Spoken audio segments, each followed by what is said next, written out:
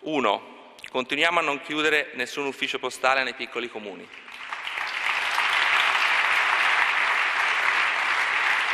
2. Continueremo ad installare nuovi postamat su richiesta dei comuni.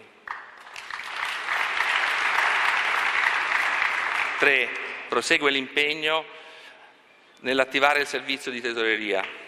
Sono questi i 3 impegni principali che l'amministratore delegato di Poste Italiane Matteo Del Fante si è preso di fronte a 4.000 sindaci provenienti da tutta Italia, centinaia dal nord-est, tutti municipi sotto i 5.000 abitanti, da Gavello nel Polesine al bellunese Seren del Grappa, passando per il più piccolo Laghi nel Vicentino con i suoi 129 abitanti. Un presidio fondamentale, quello delle poste, più volte messo in discussione. Lo stesso Del Fante non lo nega, fino a 2 anni fa le prospettive erano diverse. Si parlava di 1.200, 1.400 comuni ai quali sarebbe stato chiuso l'ufficio postale e quindi appena arrivato mi sono dovuto occupare di guardare nomi di tante realtà che magari sono qua in sala, sicuramente sono qua in sala, e decidere se chiudere o non chiudere. E davanti ai primi cittadini il Premier Giuseppe Conte ha annunciato un tavolo permanente proprio con gli enti locali.